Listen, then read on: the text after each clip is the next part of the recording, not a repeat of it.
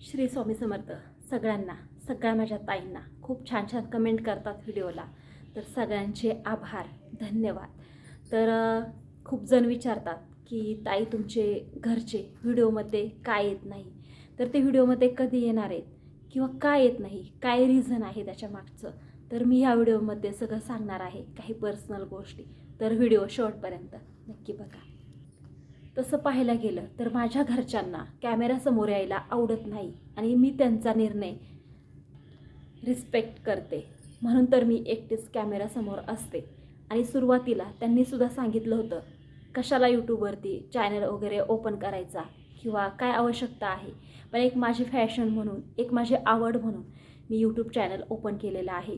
तसं पाहायला गेलं तर माझ्या घरामध्ये जवळजवळ 10-12 लोक आहेत आणि एक छोटं बाळ पण आहे आमचं घरामध्ये.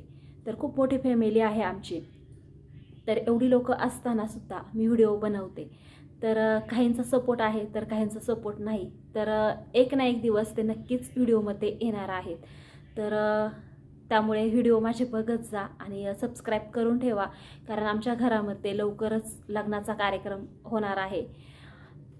त्यामुळे खूप छान छान व्हिडिओ तुम्हाला पाहायला मिळणार आहे. महाराष्ट्रीयन पद्धतीचं लग्न वगैरे सगळ्या गोष्टी मी टाकणार आहे. त्यामुळे सबस्क्राईब करून ठेवा. आणि माझी यूट्यूब जर्नी ही माझी आहे, पण माझ्या घरच्यांची प्रायव्हसी मला आवडते. त्यांचा आधार माझ्या मागे आहे, पण कॅमेऱ्यासमोर नाही. तर लोक म्हणतात की घरचे दिसत नाही म्हणजे सपोर्ट नाही. तर सपोर्ट पूर्ण आहे. काहींचा नाही, पण मेन मिस्टरांचं आहे. पण ते माझ्या पाठीमागे उभे आहेत, तेच खूप आहे माझ्यासाठी. आणि संस्कार आणि कल्चर जपणं हेच माझ्यासाठी खूप आहे. आणि घरच्यांना फोर्स करणं हे मलाही आवडत नाही. त्यांना जेव्हा यायचं आहे, जेव्हा त्यांना कॅमेरासमोर येण्याची इच्छा होईल तेव्हा मी त्यांना नक्कीच व्हिडिओमध्ये घेणार आहे. पण मी त्यांना फोर्स नाही करू शकत. आत्ता पाठीमागे 6 महिन्यापूर्वी माझ्या भावाचं लग्न झालं. तर माझ्या माहेरची लोक सगळे व्हिडिओमध्ये आलेले आहेत. तुम्ही पाहिले असतील, कदाचित काहींनी नसतील पाहिले ते व्हिडिओ. पण खूप छान छान पद्धतीत म्हणजे खूप छान मोठ्या थाटामाटात लग्न सोहळा पार पडलेला आहे आणि खूप छान असं लग्न झालेलं आहे. तर तिकडची लोक सगळी व्हिडिओमध्ये कॅमेऱ्यासमोर येतात, काहीच प्रॉब्लेम नसतो. पण सासरकडचे जे लोक आहेत आमच्या घरातली, तर त्यांना कॅमेरासमोर यायला नाही आवडत. तर एका दिवशी नक्कीच येणार आहेत असं म्हटलेले आहेत. मग बघू आता. आणि शेवटी त्यांचा निर्णय हा माझ्यासाठी अंतिमच असेल. आणि कसं आहे, आजच्या काळामध्ये जास्त सेफ्टी राहणं हे खूप महत्त्वाचं आहे. आणि माझ्या फॅमिलीची सुरक्षा ही माझ्यासाठी खूप महत्त्वाची आहे. म्हणून तर माझ्या चॅनलवरती ब्लॉग्स कमी असतात आणि स्वामींची माहिती किंवा यूट्यूब चॅनलविषयी थोडीशी माहिती किंवा माझा यूट्यूबचा जो प्रवास आत्तापर्यंतचा जो काही अनुभव मला आलेला आहे चॅनलविषयी, तो मी जास्त शेअर करते. आणि ब्लॉग्स कमी असतात, ह्याच कारणामुळे कमी असतात. कारण एकटी ब्लॉगमध्ये काय दाखवणार आणि एकटं पाहायला कोणाला आवडणार आहे. जर सोबत फॅमिली असेल तर लोक पाहतात, मुलं बाळं असतात, सगळ्या गोष्टी लोकांना आवडतं. मग एकटीला काय बघणार. त्यामुळे माझे ब्लॉग कमी असतात आणि बाकीच्या ज्या माहिती असतात, काही मोटिवेशनल व्हिडिओ असतात माहितीचे, किंवा माझा अनुभव चॅनलविषयी, सगळ्या गोष्टी खूप महत्त्वाच्या, काही खूप महत्त्वाचे व्हिडिओ आहेत माझ्या चॅनलवरती. आणि एकही व्हिडिओ असा काहीच नाही, सगळेच व्हिडिओ छान आहेत. आणि एकही व्हिडिओ असा टाकायचा म्हणून मी टाकलेला नाही. खूप चांगले अनुभव मला जे आलेत माझ्या बाबतीत ते मी टाकलेले आहेत. त्यामुळे ह्याच कारणामुळे की मी जास्त ब्लॉग बनवत नाही. पण इथून पुढे म्हणजे जेव्हा केव्हा माझ्या घरातले यायला तयार होतील कॅमेरासमोर, त्यांचा फेस मी दाखवेल, तर त्यानंतर मी ब्लॉग चालू करेल टाकायचं. डेली नाही जमलं तरी आठवड्यातून 2 तरी मी व्हिडिओ अपलोड करत जाईल. आणि कधी कसं असतं, न दाखवलेली माणसंच जास्त महत्त्वाची असतात.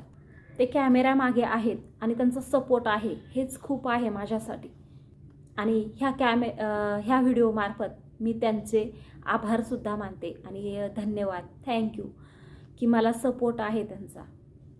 आणि कसं असतं, आपल्या घरामध्ये सगळ्यांनाच पब्लिक लाईफ आवडतेच किंवा चालतेच असं पण नाही.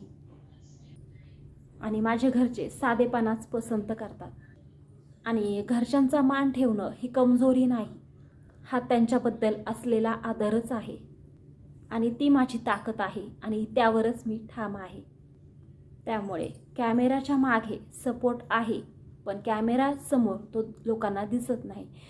त्यामुळे मला जास्त कोणाला फोर्स करायला आवडत नाही. आणि जे मी आता हे यूट्यूबवरती व्हिडिओ वगैरे टाकते, सुरुवातीला तर सगळे नको म्हणत होते, पण माझी इच्छा होती आणि मला काहीतरी करायचं होतं घर बसल्या. त्यामुळे माझी इच्छा होती आणि काहीतरी आपला वेळ निघून जातो इतरांचे व्हिडिओ पाहण्यामध्ये.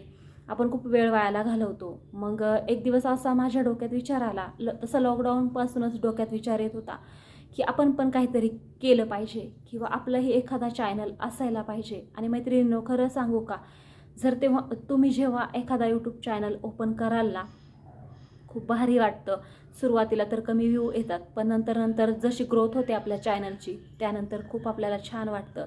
आणि त्यानंतर लॉकडाऊननंतर मी चॅनल ओपन करायचं ठरवलं होतं. म्हणजे लॉकडाऊनपासूनच डोक्यात विचार चालू होता, पण त्याला आत्ता योग आला.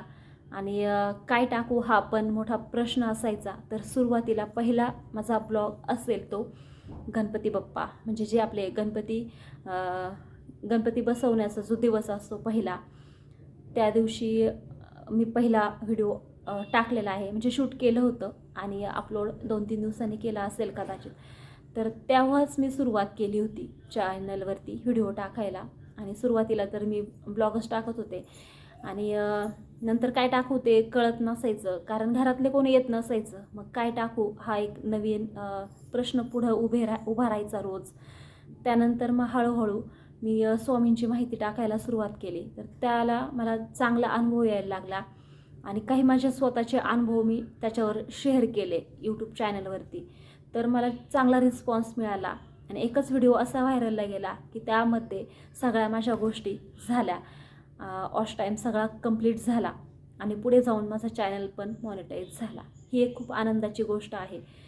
आणि आपण जे कष्ट करतो त्याला जर यश आलं ना, तर खूप आनंद होत असतो. तो आनंद आपला गगनातसुद्धा मावेत नाही असं म्हणतात. खूप जास्त आनंद झाला होता जेव्हा माझा यूट्यूब चॅनल मॉनिटाईज झाला. त्या दिवशी तो पहाटेचा मेल 4:45ला मेल आला होता आणि मी तो 5:30ला जेव्हा माझा अलाराम वाजला तेव्हा त्यानंतर मी तो मेल पाहिला की 4:45लाच मला मेल आलेला होता. तर खूप जास्त आनंद झाला होता. तर यश येत नाही असं नाही, कष्ट करत राहायचं आहे. आता मी एक मागे व्हिडिओ टाकला होता की मी चॅनल सोडून देणार, तर मला घरातल्यांनी खूप समजून सांगितलं, तू इथपर्यंत आली आहे, मग इथून पुढे पण कष्ट करत राहा. तर तू कष्टच करत आलेली आहे, तुला यश आलेलं आहे, तर इथून पुढे जरी तू कष्टच केलं तर यश हे मिळणारच आहे. पेमेंट एक ना एक दिवस मिळणारच आहे, तुझी इच्छा पूर्ण होणार आहे. त्यामुळे मला खूप समजून सांगण्यात आलं आणि मी तर चॅनल सोडण्याच्या विचारात होते. तो व्हिडिओ तुम्ही पाहिला असेल, कालच अपलोड केला होता. खूप समजून सांगितलं आणि काही ताईंनी व्हिडिओ मला कमेंटसुद्धा केल्या की ताई, प्रयत्नांती परमेश्वर. खरंच ताई, तुमचे आभार कसे मानू कळत नाही. की कसं रिलेशन असतं बघा. एका कमेंटद्वारे त्या ताईंनी मला हा संदेश दिला की ताई, प्रयत्न करत राहा, तुमचा एक एक वर्ड खूप महत्त्वाचा आहे, अशी सुद्धा कमेंट केलेली आहे त्या ताईंनी. तर ताई, खरंच खूप मनापासून तुमचे आभार मानते. की आपण कसं एखाद्या बहिणीला समजून सांगतो की अशा गोष्टी आपल्याला समजून सांगण्यात येतात. आणि यूट्यूब चॅनलचा हा एक मोठा फायदा आहे.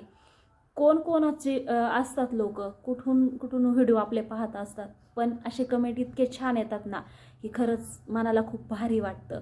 आपलेशी लोक वाटून जातात. एक यूट्यूब फॅमिली असल्यासारखी खरंच वाटते. हा एक खूप मोठा अनुभव आला. तर माहिती आवडली असेल तर चॅनलला सबस्क्राईब नक्की करा आणि एक ना एक दिवस माझ्या घरातले नक्कीच व्हिडिओमध्ये येतील. तर सगळ्यांच्या प्रश्नांची उत्तरं मिळाली असतील. तर धन्यवाद.